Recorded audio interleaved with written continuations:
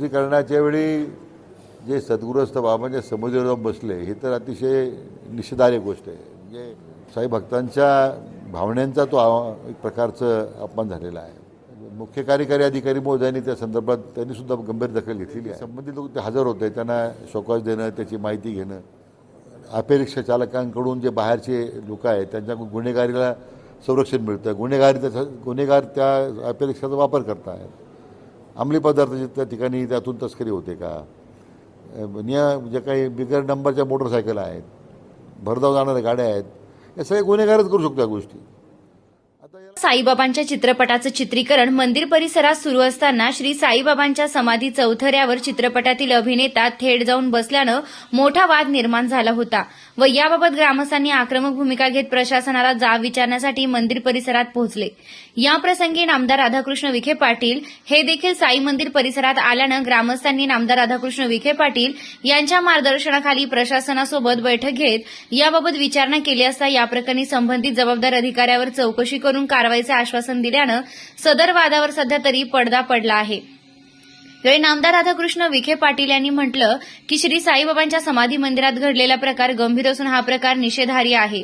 साई भक्तांच्या भावनेचा अपमान झाला असून मुख्य कार्यकारी अधिकाऱ्यांनी या प्रकरणाची गंभीर दखल घेतली असून संबंधित व्यक्ती समाधी चौथऱ्यावर पोहोचला कसा याची चौकशी करण्यात येईल. तिथे उपस्थित अधिकाऱ्यांना देखील कारणे दाखवा नोटीस बजावण्यात येईल व भविष्य काळात असे प्रकार होणार नाही याची काळजी घेण्याचं आश्वासन प्रशासनानं दिल्याची माहिती राज्याचे जलसंपदा मंत्री नामदार राधाकृष्ण विखे पाटील यांनी प्रसार माध्यमांना दिली आहे. त्याचप्रमाणे ऑटोरिक्षा, अवैध वाहतूक आणि भरधाव वाहनांमधून अंमली पदार्थांची तस्करी होते असल्याबाबत सांगत पोलिसांनी या अवैध वाहतुकीवर मोठ्या प्रमाणात कठोर कारवाई करावी असे आदेश नामदार राधाकृष्ण विखे पाटील यांनी दिल्यानं अवैध व्यवसाय, गुंडगिरी आणि अवैध वाहतूक करणाऱ्यांचे धाबे चांगलेच दणाणले आहेत. गुन्हेगारी संपवण्यासाठी कशा प्रकारे पुढील काळात पाऊल उचलले? खरं गुन्हेगारीच्या संदर्भामध्ये ग्रामस्थांनी जी चिंता व्यक्त केली त्याबद्दल आता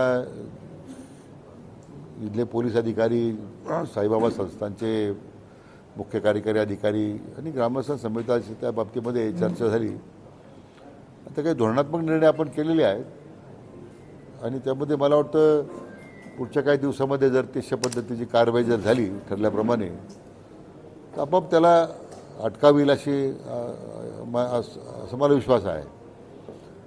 शेवटी काय की या ठिकाणी येणारा जो भाविक आहे तो ज्या भक्तिभावना येतो त्याबरोबर ज्या अनिष्ट प्रवृत्ती आहेत त्याचासुद्धा शिरकाव होत चाललेला आहे आणि दुर्दैवानं वाढत्या गुन्हेगारीमुळे एक तर भक्तांना त्रास होतो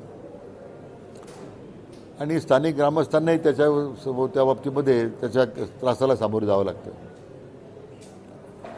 एकूणच आपल्या जिल्ह्यामध्ये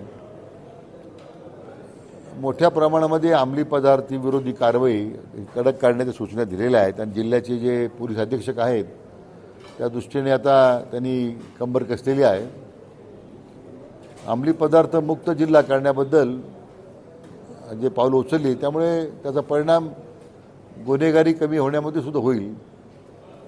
मला वाटतं शिर्डीचा तोच भाग आहे की येणाऱ्या आजूबाजूच्या भागातून येणारे जे काही गुन्हेगार आहेत त्यातून ते अंमली पदार्थ तर ते तस्करी करतायत, ते सेवन करतायत. त्यामुळं तो जो उच्छाद त्यांनी मांडलेला आहे विशेष करून रात्रीच्या वेळी त्याच्या संदर्भात सुद्धा आता कडक कारवाई करण्याच्या सूचना दिलेल्या आहेत. काल साई मंदिरामध्ये चित्रपटाचं एक शूटिंग झालं त्या दरम्यान तो साईबाबांच्या वेशातील कलाकार समाधीवर बसताना गावकऱ्यांमध्ये त्या बाबतीमध्ये अत्यंत नाराजगी आहे. तर या बाबतीमध्ये काय सांगाल तुम्ही, काय कारवाई करणार? नाही, त्या चित्रीकरणाच्या वेळी जे सद्गुरूस्थ बाबांच्या समोर जाऊन बसले हे तर अतिशय निषेधार्ह गोष्ट आहे. म्हणजे हे साई भक्तांच्या भावनांचा तो एक प्रकारचं अपमान झालेला आहे. मुख्य कार्यकारी अधिकारी महोदयांनी त्या संदर्भात त्यांनीसुद्धा गंभीर दखल घेतलेली आहे आणि मला वाटतं आता त्या संबंधीमध्ये जे संबंधित लोक ते हजर होते त्यांना शोकॉज देणं, त्याची माहिती घेणं, त्यांना कशा पद्धतीने तो जाऊ शकला त्या समाधी मंदिराच्या कशा पद्धतीने तो कसा बसला तिथे, तर ते चौकशी होईल. परंतु भविष्यकाळात असे प्रकार होणार नाही याची खबरदारी घेण्याचं आश्वासन आता प्रशासनानं दिलेलं आहे. गावकऱ्यांनी ज्या ते वेगवेगळ्या रिक्षाच्या बाबतीमध्ये असतील, गुन्हेगारी बाबतीत असतील किंवा साई मंदिर शेजारतीला जे बंदीचा वेळ जो आहे या बाबतीत काय काय निर्णय आपण घेणार? नाही, आता बरेच निर्णय खरं म्हणजे ज्या मंदिर प्रशासनाच्या किंवा स्थानिक गुन्हेगारीच्या संदर्भामध्ये उदाहरणार्थ ऑटो रिक्षा चालकांकडून जे बाहेरचे लोक आहेत त्यांच्या गुन्हेगारीला संरक्षण मिळतं. गुन्हेगार त्या ऑटो रिक्षाचा वापर करतात. अंमली पदार्थ त्या ठिकाणी त्यातून तस्करी होते का, जे काही बिगर नंबरच्या मोटरसायकल आहेत, भरधाव जाणाऱ्या गाड्या आहेत, या सगळ्या गुन्हेगारच करू शकतो या गोष्टी.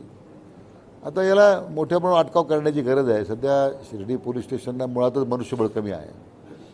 आता अन्य पोलीस स्टेशनमधून काही मनुष्यबळ आपल्याला घेता येईल का? मी जिल्हा पोलीस अधीक्षकांशी सुद्धा मी चर्चा करी. जवळजवळ आपण 600 अतिरिक्त पोलीस आपल्या अहिल्यानगरला मिळावेत असा प्रस्ताव आपण माननीय मुख्यमंत्री महोदयांच्या समोर मांडलेला आहे. परंतु उपलब्ध मनुष्यबळाचा प्रभावी वापर कसा करता येईल त्या बाबतीमध्ये विशेष करून शिर्डीमध्ये साईबाबा संस्थांच्याही सुरक्षा विभागाची मदत घेण्याबद्दलही आज चर्चा झाली. 4 नंबर प्रवेशद्वाराच्या बाहेर पोलीस चौकी आहे, परंतु त्याच्यापासून 100 फूट अंतरावरती एका महिलेचा खून झाला. आता पोलीस त्या ठिकाणी तात्काळ पोहोचू शकतो. पोलीस चौकीचा काय? नाही, ते पोलीस चौकी खरं म्हणजे यासाठी निर्माण केली होती की येणाऱ्या साई भक्तांना त्या ठिकाणी तातडीने काही काही पिक पॉकेटिंग झालं, स्नेक चॅचिंग झालं, काही त्यांना असं काही सुरक्षेच्या संदर्भात काही तक्रार करायची आहे, तर दुर्दैवानं त्या पोलीस चौकीचा तर काय फार उपयोग होत नाही. मी म्हटल्याप्रमाणे आता हायवेला पोलीस लागतात. आज सावळवीरजवळ पोलीस मोठ्या प्रमाणात ट्रॅफिकचं कंजेशन आहे. मग पोलीस शेवटी इकडं तिकडं पोलीस मला पोलीस त्या अधिकाऱ्यांना पोलीस बोलावं लागतात. पण आता ते पोलीस चौकीमुळे शिर्डीच्या आपल्या साईबाबा संस्थांच्या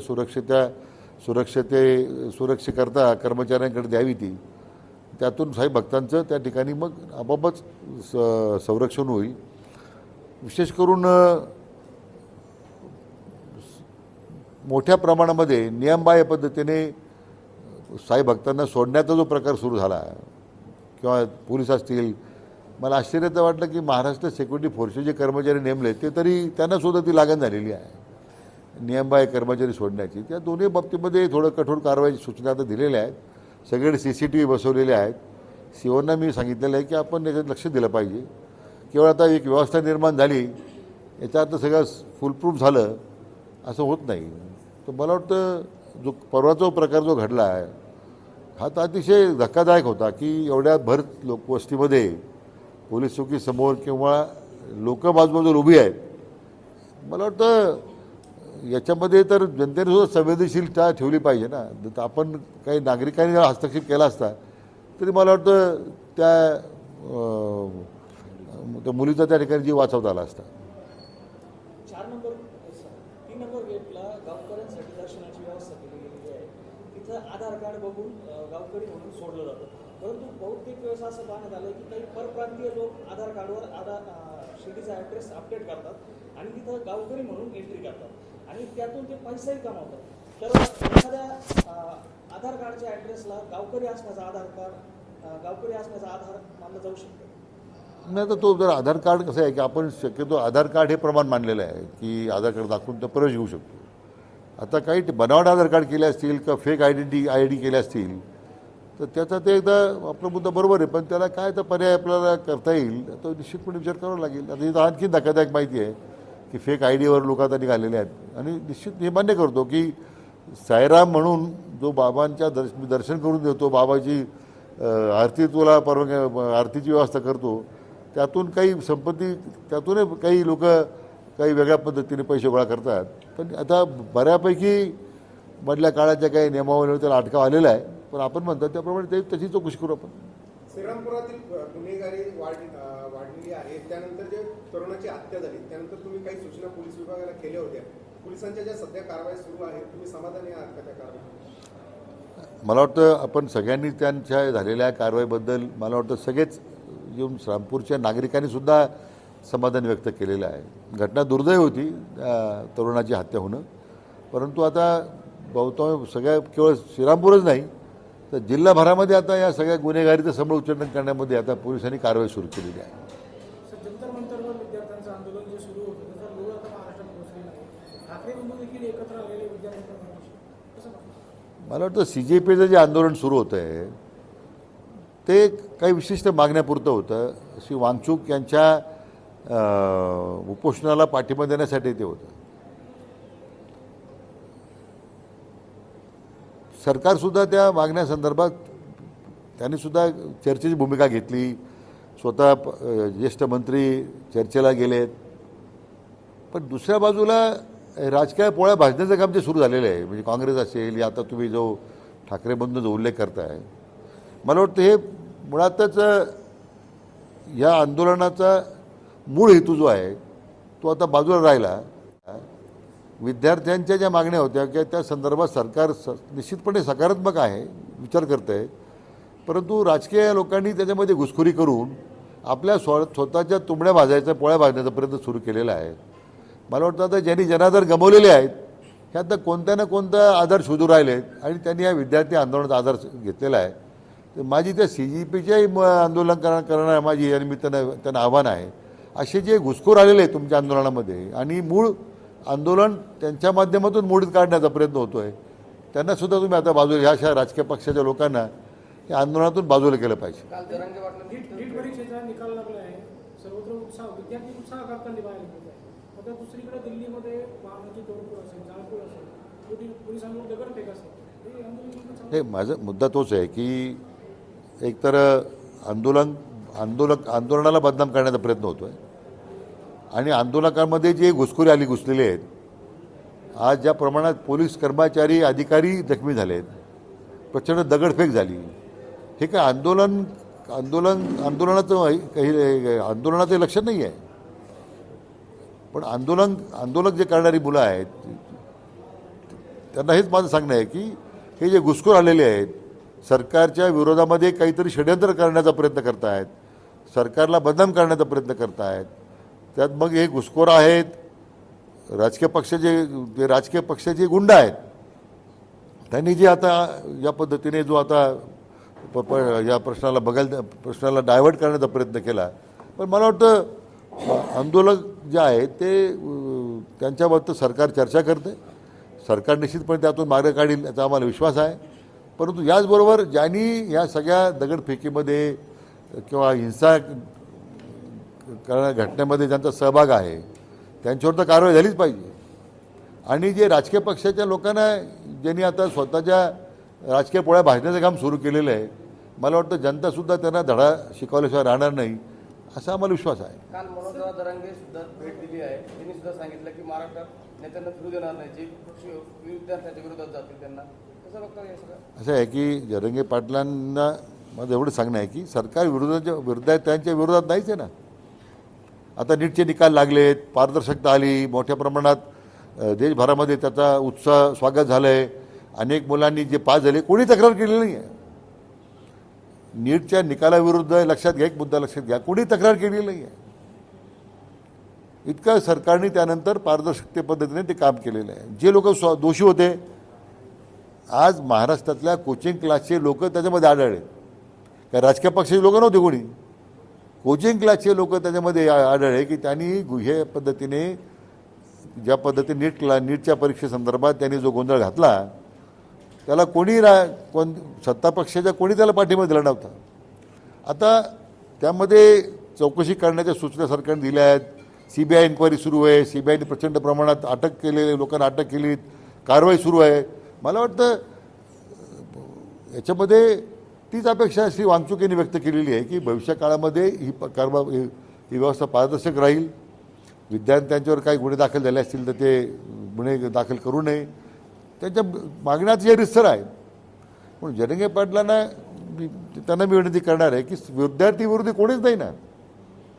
उलट विद्यार्थ्यांचं आंदोलन मोडीत काढण्यासाठी जे वेगळ्या राजकीय पक्षाचे लोक त्यात घुसलेले आहेत त्यांचा तुम्ही बंदोबस्त करा. पहिल्यांदा विद्यार्थ्यांच्या आंदोलनाच्या मागण्यावरती सरकार चर्चा करतच आहे. आज नीट पेपर फुटी प्रकरण जे आहे ते फक्त भाजपच्या काळात घडलं असं नाही, काँग्रेसच्या काळातही अनेक वेळेस घडलं. तर त्यावेळेस राहुल गांधी कधी रस्त्यावर उतरले नाही किंवा त्यावेळेस त्यांना विद्यार्थ्यांचं हित बघता आलं नाही. असे माझं तेच म्हणणं होतं ना की ही घटना पहिल्यांदा नाही आहे. उलट याच्यामध्ये अधिक पारदर्शकता आणण्याचा प्रयत्न भारत सरकारने आता केलेला आहे. परंतु मागच्याही काळामध्ये काँग्रेस पक्षाच्या काळामध्ये सुद्धा हे प्रकार घडलेच आहेत ना. पण मी जो मुद्दा सांगत होतो की ज्यांचं आता जनादर संपलेला आहे अशी लोक त्या आंदोलनाच्या पाठीमागे बसून आपल्या स्वतःच्या तुंबड्या भरण्याचा राजकीय पोळ्या भाजण्याचा प्रयत्न करत आहेत, याचा मला वाईट वाटतं. विद्यार्थी आंदोलनाच्या बद्दल काही मुद्दा नाहीच आहे. सरकार त्यांच्याशी बोलताच मी सांगितल्याप्रमाणे चर्चा झाली, त्यांच्या मागण्या समोर आल्या आहेत, सरकार त्यामध्ये चर्चा करते. परंतु यांना विरोधी पक्षाला चर्चाच होऊ द्यायची नाही आहे. त्यांनी आंदोलन बदनाम करायचं आहे. आणि म्हणून या घटनेचं खरं या विरोधी पक्षाच्या लोकांनी रस्त्यावर झोपून घ्यायचं, काहीतरी नौटंक्या करायच्या, हे मला वाटतं आपल्या लोकशाहीला प्रेरित नाही आहे. अशा सगळ्या ह्या प्रवृत्तीचा तर मी निषेध करतोच आहे. विनाकारण चाललेल्या शांततेने चाललेल्या आंदोलकाला गालबोट लावण्याचा प्रयत्न झाला, राजकारण आणण्याचा प्रयत्न झाला, त्यातून पुन्हा मोठ्या प्रमाणात कायदा सुव्यवस्थेचे कायदा हातात घेण्याचा प्रयत्न झाला काही लोकांकडून, समाजकंटकांकडून. त्याच्याबद्दल आता निश्चितपणे कारवाई झाली पाहिजे, आमची मागणी आहे. सर, वरिष्ठ समाजसेवी अण्णा हजारे पहले नगर में रविशंकर बैठे, विद्यार्थी आंदोलन के विद्यार्थी सपोर्ट में समर्थन दे रहे हैं, कैसे